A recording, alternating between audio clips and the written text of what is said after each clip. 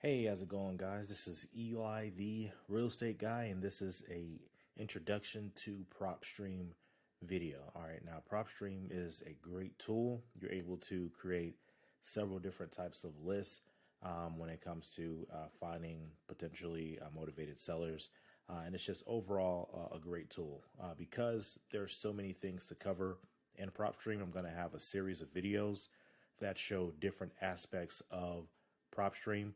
And so if you find value in the information I'm giving you on this, all I ask is that you like this, put a comment expressing what parts of the video you liked or what questions you have, and also share this with anyone that would find value in this video. So starting off, this is the login screen that you'll find whenever you are going into Propstream. All right, now we'll go ahead and start off with this top section here.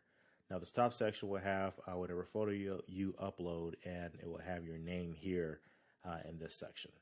All right, now as you down to the first button here, this shows the search function. So if you're anywhere else on the program and you come back to the left and press search, it's going to bring you back to the main page.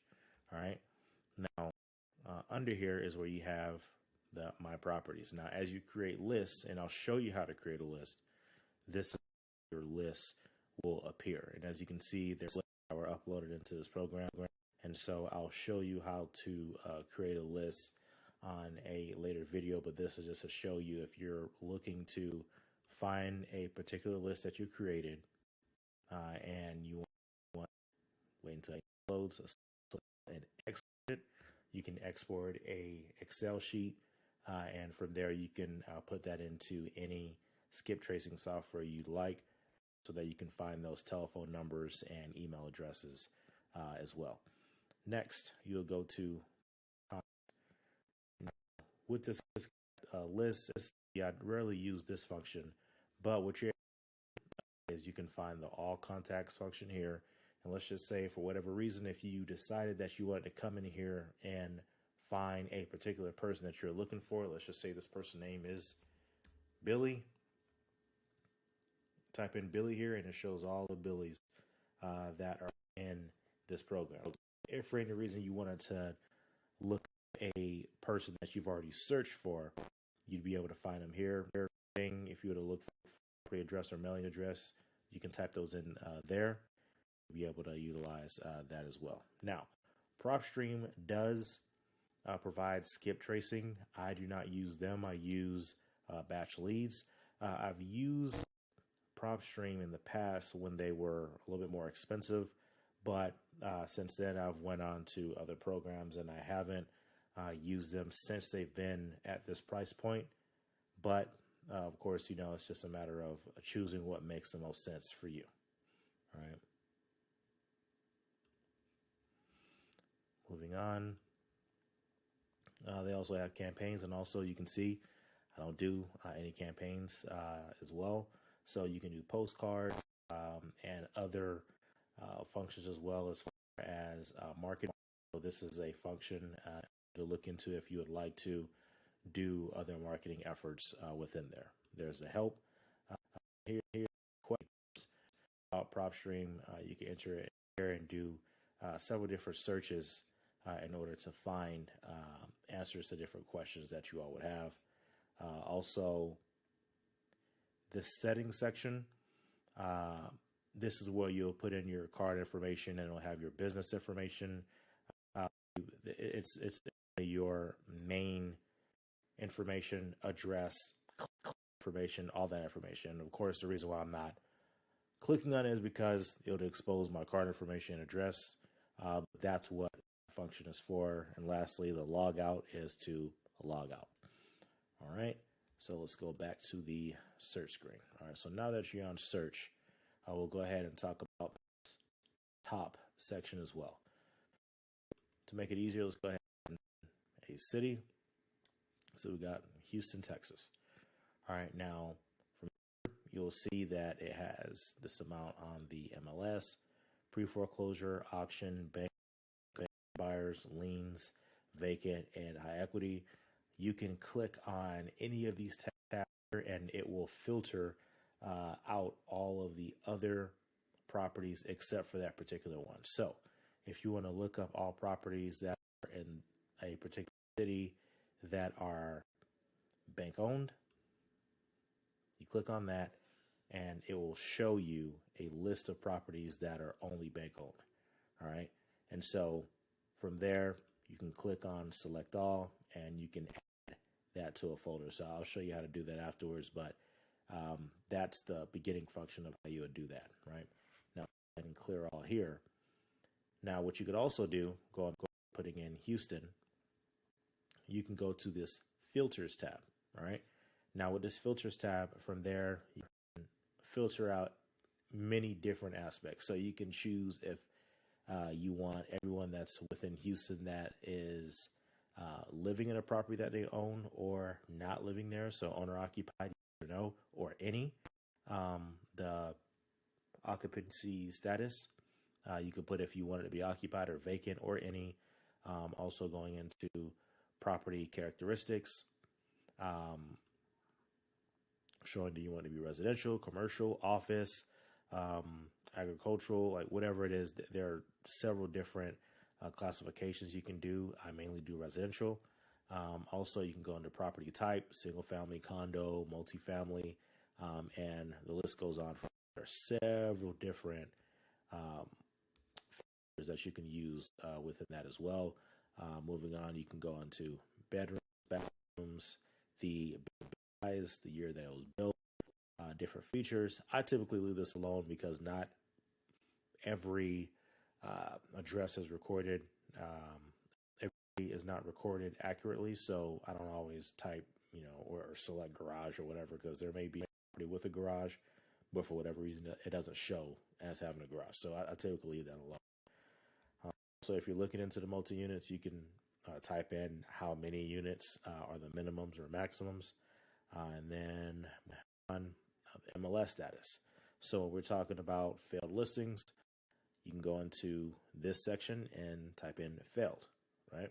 And so click failed, then it will show a list of all of the failed listings that are there. So I'll go ahead and uncheck that.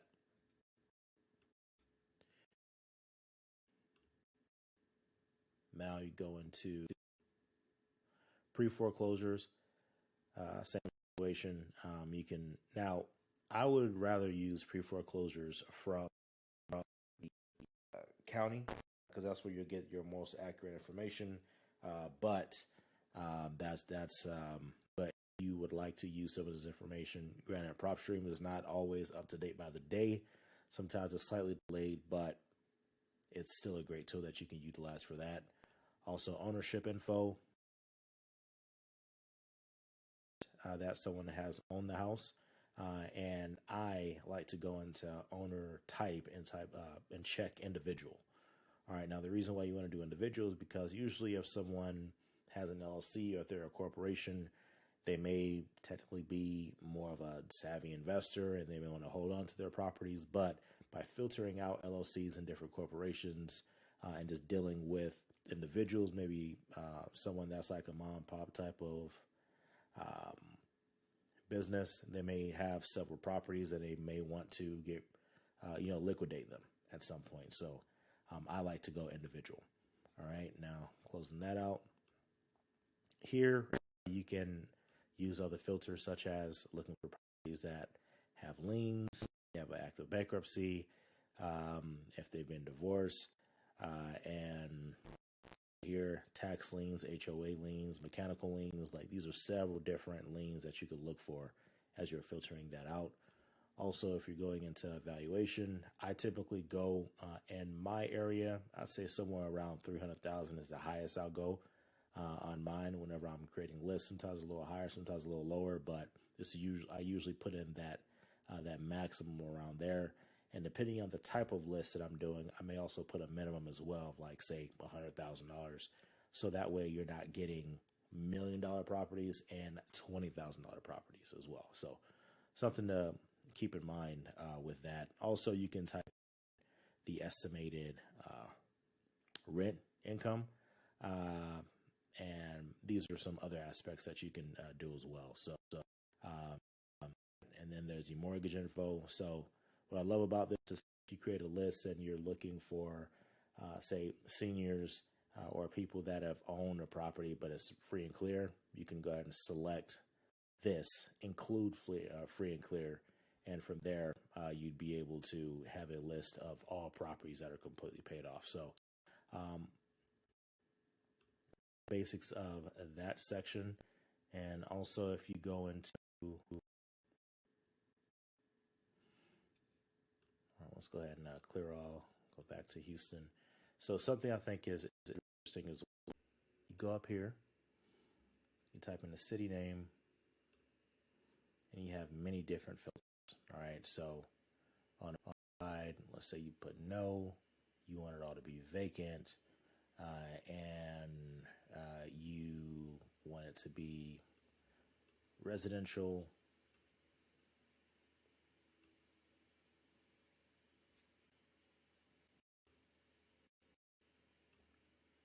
single family, and you put in a whole bunch of other classifications as well. So you can cancel out of this, and it narrowed all the properties down to this, right? What you could actually do is go to save search and type in, say, you want to save it under example list, right? Then you can request for them to send you an email of whenever a new property with those same characteristics come in. So you could say send it immediately, daily, weekly, or whatever it is. So you can have that option. And later on, you'll be able to go into all the searches and just click on the different, list that has different specifications that you're looking for. And you can go to, say, another city, right? Right. You really, narrowed it down to what you're looking for. And now you go to another city with those same specifications that you're looking for.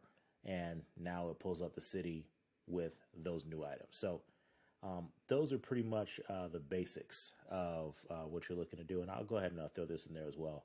So let's just say you found a list that made sense for you. You clicked on unique properties and add to list. And let's go ahead and do create one. You name the EX1, right? Click save. Now it's saved to EX1. Now you'll go into, properties. Now you're going to look for EX1.